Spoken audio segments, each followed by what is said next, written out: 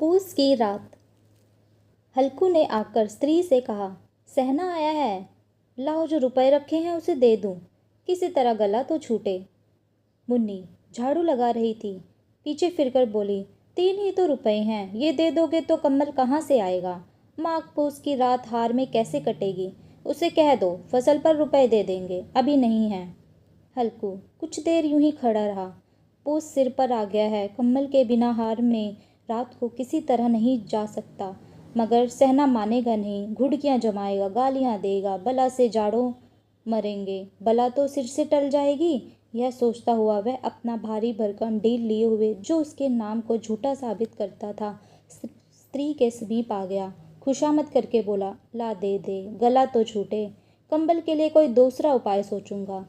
मुन्नी उसके पास से दूर हट गई और आंखें तरेरती हुई बोली, कर चुके दूसरा उपाय, जरा सुनो तो, कौन उपाय करोगे।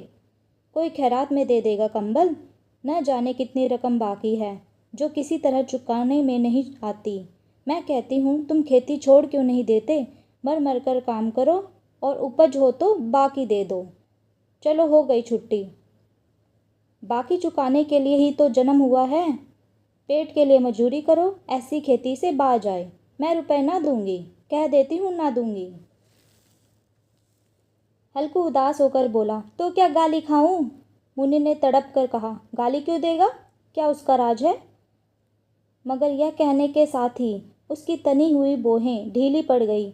हल्कू की उस बात में कठोर सत्य था, वह सच एक भयानक जानवर की तरह उसे घूर रहा था। उसने जाकर आले पर से रुपए निकाले, लाकर हल्कू के हाथ पर रख दिए, फिर बोली, तुम छोड़ दो इस बार से खेती, सुख से एक रोटी खाने को मिल जाएगी, किसी की धौंस तो ना रहेगी। अच्छी खेती है, मजूरी करके लाओ, वह भी उसी के हाथ में झोंक दो, ऊपर से धौंस। हल्कू ने रुपए लिए, उन्हें इस तरह लेकर बाहर चला मानो अपना दिल निकाल कर देने जा रहा हो। उसने मजूरी से एक एक पैसा काट कर 3 रुपए कंबल के लिए जमा किए थे। वह आज निकले जा रहे थे। एक एक पग के साथ उसका माथा अपनी गरीबी के भार से दबा जा रहा था। पूस की अंधेरी रात, आकाश में तारे ठिठुरते हुए मालूम होते थे।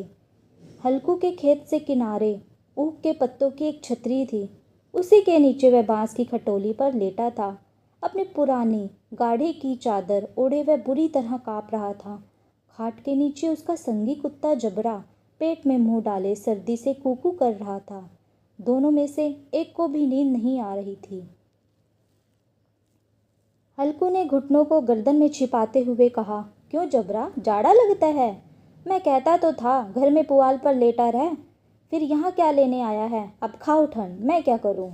समझते थे कि मैं यहाँ हलवा पूड़ी खाने आया हूँ, तभी दौड़े दौड़े आगे चले आए, अब रो नानी के नाम को। जबरा ने पड़े पड़े दुम हिलाई, साथ ही अपनी कूकू को दीर्घ बनाता हुआ एक बार जम्हाई लेकर चुप रह गया। उसकी श्वान बुद्धि ने शायद ताड़ लिया कि स्वामी को मेरी कूकू से नींद नहीं आ रही है। हल्कू ने हाथ निकालकर जबरा की ठंडी पीठ सहलाते हुए कहा, कल से मत आना मेरे साथ, नहीं तो ठंडे हो जाओगे। यह रांड पछुआ न जाने कहाँ से बर्फ लिए आ रही है। उठूं फिर एक चिलम भरूं, किसी तरह रात तो कटे। 8 चिलम पी चुका हूँ, लेकिन ठंड है कि दूर ही नहीं हो रही है। यह खेती का मजा है, और एक एक भागवान ऐसे पड़े हैं जिनके पास जाड़ा जाए तो गर्मी से घबरा कर भागें। तकदीर की खूबी है, मजूरी हम करें, मजा दूसरे लूटें। हल्कू उठा और गड्ढे में से जरा सी आग निकालकर चिलम भरी। जबरा भी उठ बैठा। हल्कू ने चिलम पीते हुए कहा, पिएगा चिलम, जाड़ा तो क्या जाता है, जरा मन बहल जाता है। जबरा ने प्रेम से छलकती हुई आंखों से उसके मुंह की ओर देखा। हल्कू बोला, आज और जाड़ा खा ले, कल से मैं यहाँ तेरे लिए पुआल बिछा दूंगा, उसी में घुसकर बैठना, तब जाड़ा नहीं लगेगा। जबरा ने अगले पंजे उसके घुटनों पर रख दिए, फिर अपने मुंह को उसके मुंह के पास ले गया। हल्कू को उसकी गर्म सांस लगी। चिलम पीकर हल्कू फिर लेट गया। इस बार वह सोने का निश्चय करके लेटा था, पर एक ही पल में उसके दिल में कंपन होने लगी। कभी इस करवट लेटता, कभी उस करवट। जाड़ा किसी पिशाच की तरह उसकी छाती को दबाए हुए था। जब किसी तरह न रहा गया तो उसने जबरा को धीरे से उठाया उसके सिर को थपथपाकर उसे अपनी गोद में सुला लिया। कुत्ते की देह से जाने कैसी बदबू आ रही थी, पर उसे अपनी गोद में चिपटाए हुए वह बेहद सुख का अनुभव कर रहा था। ऐसा सुख महीनों से उसे नहीं मिला था। जबरा भी समझ रहा था कि शायद स्वर्ग यही है। हल्कू की पवित्र आत्मा में उस कुत्ते के लिए जरा सी भी नफरत नहीं थी। अपने किसी अभिन्न मित्र या भाई को भी वह इतनी तत्परता से गले लगाता। अब वह अपनी दीनता से आहत ना था, जिसने उसे आज इस दशा में पहुंचा दिया था। सच में इस अनोखी मैत्री ने उसकी आत्मा के दरवाज़ा खोल दिया। उसका रोम रोम प्रकाश से चमक रहा था। सहसा जबरा ने किसी जानवर की आहट पाई। इस विशेष आत्मीयता में उसने एक नई ताजगी पैदा कर दी थी, ऐसी ताजगी जो हवा के ठंडे झोंकों को तुच्छ समझती थी। वह झपट कर उठा और छतरी के बाहर आकर भूखने लगा। हल्कू ने कई बार उसे पुचकार कर बुलाया, पर वह उसके पास न आया। हार में चारों तरफ दौड़ दौड़ कर भूखता रहा। एक क्षण के लिए भी आता तो तुरंत ही फिर दौड़ता। कर्तव्य उसके मन में अरमान की भांति उछल रहा था। 1 घंटा और गुजर गया। रात ने शीत को हवा से धधकाना शुरू कर दिया। हल्कू उठ बैठा और दोनों घुटनों को छाती से मिलाकर सिर उसमें छुपा लिया। फिर भी ठंड कम ना हुई। ऐसा जान पड़ता था कि सारा खून जम गया है। धमनियों में रक्त की जगह हिम बह रहा है। उसने झुककर आकाश की ओर देखा कि अभी कितनी रात बाकी है। सप्तऋषि अभी आकाश में आधे भी नहीं चढ़े। ऊपर आ जाएंगे तब कहीं सवेरा होगा। अभी पहर भर से ऊपर रात है। हल्कू के खेत में कोई एक गोली के टप्पे पर आमों का बाग था। पतझड़ शुरू हो गई थी। बाग में पत्तियों का ढेर लगा हुआ था। हल्कू ने सोचा, चलकर पत्तियां बटोरूं और उन्हें जलाकर खूब तापूं। रात को कोई मुझे पत्तियां बटोरते देख ले तो समझे कोई भूत है। कौन जाने कौन जानवर ही छिपा बैठा हो, मगर अब तो बैठे नहीं बन रहा। उसने पास के अरहर के खेत में जाकर कई पौधे उखाड़ लिए। फिर उनका एक झाड़ू बनाया। हाथ में झाड़ू और सुलगता हुआ उपला लिए वह बगीचे की तरफ चल पड़ा। जबरा ने उसे जाते देखा तो पास आया और दुम हिलाने लगा। हल्कू ने कहा, अब तो नहीं रहा जाता जबरू, चलो बगीचे में पत्तियां बटोर कर तापें। ठंडे हो जाएंगे तो फिर आकर सोएंगे। अभी तो बहुत रात बाकी है। जबरा ने कू करके सहमति प्रकट की और आगे आगे बगीचे की ओर चला। बगीचे में खूब अंधेरा छाया हुआ था। अंधेरे में निर्दयी हवा पत्तियों को कुचलती हुई चल रही थी। पेड़ों से ओस की बूंदें टप टप नीचे टपक रही थी। एकाएक झोंका मेहंदी के फूलों की खुशबू लिए हुए आया। हल्कू ने कहा, कैसी अच्छी महक आई जबरू, तुम्हारी नाक में भी कुछ सुगंध आ रही है। जबरा को कहीं जमीन पर एक हड्डी मिल गई थी। वह उसे चिचोड़ रहा था। हल्कू ने आग जमीन पर रख दी और पत्तियां बटोरने लगा। जरा सी देर में पत्तियों का एक ढेर लग गया। हाथ ठिठुर रहे थे, इसकी परवाह किए बिना वह पत्तियों का पहाड़ खड़ा कर रहा था। इसी अलाव में वह ठंड को जलाकर भस्म कर देगा। थोड़ी देर में अलाव जल उठा। उसकी लो ऊपर वाले पेड़ की पत्तियों को छू छू कर भागने लगी। उस अस्थिर प्रकाश में बगीचे के विशाल पेड़ गहरे अंधेरे को अपने सिरों पर संभाले हुए मालूम होते थे। अंधेरे के उस अनंत सागर में यह प्रकाश नाव के समान हिलता मचलता हुआ जान पड़ता था। हल्कू अलाव के सामने बैठा आग ताप रहा था। कुछ ही देर में उसने दोहर उतारकर बगल में दबा ली, फिर दोनों पांव फैला दिए।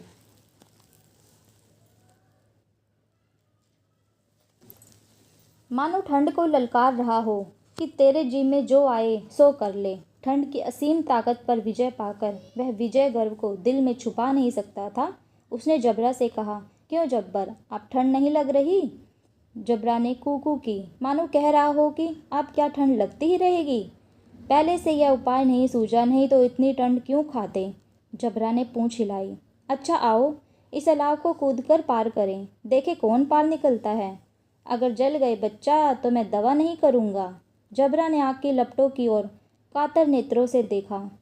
कल मुन्नी से कह देना, नहीं तो लड़ाई करेगी। यह कहता हुआ वह उछला और अलाव के ऊपर से साफ निकल गया। पैरों में जरा सी लपट लगी, पर कोई बात ना थी। जबरा आग के गिर्द घूमकर उसके पास आ खड़ा हुआ। हल्कू ने कहा, चलो चलो, यह बात सही नहीं है, ऊपर से कूद कर आओ। वह फिर कूदा और अलाव के इस पार आ गया। पत्तियां जल चुकी थी, बगीचे में फिर अंधेरा छाया हुआ था। राख के नीचे कुछ कुछ आग बाकी थी। हवा का झोंका आने पर वह जरा सी जाग उठती थी, पर एक ही क्षण में फिर आंखें बंद कर लेती थी। हल्कू ने फिर चादर ओढ़ ली और गर्म राख के पास बैठ गया। बैठा बैठा वह एक गीत गुनगुनाने लगा। उसके बदन में गर्मी आ गई, पर ज्यों ज्यों ठंड बढ़ रही थी उसे नींद आने लगी थी। तभी जबरा जोर जोर से भूख कर खेत की ओर भागा। हल्कू को लगा कि जानवरों का एक झुंड उसके खेत में आया है। शायद नीलगायों का झुंड था। उनके कूदने दौड़ने की आवाज़ें साफ कान में आ रही थी। फिर ऐसा लगा कि वे खेत में चर रही हैं। उनके चबाने की आवाज़ चर चर सुनाई देने लगी। उसने दिल में कहा, नहीं, जबरा के होते कोई जानवर खेत में नहीं आ सकता। नोच ही डाले उसे। मुझे धोखा हो रहा है। कहाँ, अब तो कुछ आवाज़ सुनाई नहीं देती। मुझे भी कैसा धोखा हुआ। उसने ज़ोर से आवाज़ लगाई, जबरा जबरा। जबरा भूखता रहा, उसके पास नहीं आया। फिर खेत में चरे जाने की आहट मिली। अब वह अपने को धोखा ना दे सका। उसने अपनी जगह से हिलना उसे जहर लग रहा था। कैसा दंदाया हुआ था। इस जाड़े पाले में खेत में जाना, जानवरों के पीछे दौड़ना उसे असूस जान पड़ा। वह अपनी जगह से ना हिला। उसने ज़ोर से आवाज़ लगाई, लिहो लिहो लिहो। जबरा फिर भूख उठा। जानवर खेत चर रहे थे, फसल तैयार है। कैसी अच्छी खेती थी, पर ये दुष्ट जानवर उसका सर्वनाश कर रहे हैं। हल्कू पक्का इरादा करके उठा और 2-3 कदम चला, पर एकाएक उसे हवा का बेहद ठंडा बिच्छू के डंक सा चुभने वाला झोंका लगा। बस वह फिर बुझते हुए अलाव के पास जा बैठा। राख को कुरेद कर अपनी ठंडी देह को गर्म करने लगा। जबरा अपना गला फाड़ रहा था। नीलगायें खेत का सफाया कर रही थी, पर हल्कू गर्म राख के पास शांत बैठा हुआ था। आक्रमणता ने रस्सियों की तरह उसे चारों तरफ से जकड़ रखा था। उसी राख के पास गर्म जमीन पर वह चादर ओढ़कर सो गया। सवेरे जब उसकी नींद खुली तब चारों तरफ धूप फैल गई थी। वहीं खड़ी मुन्नी कह रही थी, आज क्या सोते ही रहोगे? तुम यहाँ आकर रम गए हो और उधर सारा खेत चौपट हो गया है। हल्कू ने उठकर कहा, क्या तू खेत से होकर आ रही है? मुन्नी बोली, हाँ, सारे खेत का सत्यानाश हो गया है। भला ऐसे भी कोई सोता है? तुम्हारे मड़ैया डालने से क्या हुआ? हल्कू ने बहाना बनाया, मैं मरते मरते बचा हूँ और तुझे अपने खेत की पड़ी है। पेट में ऐसा दर्द हुआ कि मैं ही जानता हूँ। दोनों फिर खेत में डांड पर आए। देखा सारा खेत रोंदा पड़ा हुआ था। जबरा मड़ैया के नीचे चित लेटा है, मानो शरीर में जान ही ना हो। दोनों खेत की दशा देख रहे थे। मुन्नी के मुख पर उदासी छाई थी, पर हल्कू खुश था। मुन्नी ने चिंतित होकर कहा, अब मजूरी करके माल गुजारी भरनी पड़ेगी। हल्कू ने प्रसन्न मुख से कहा, रात को ठंड में यहाँ सोना तो नहीं पड़ेगा?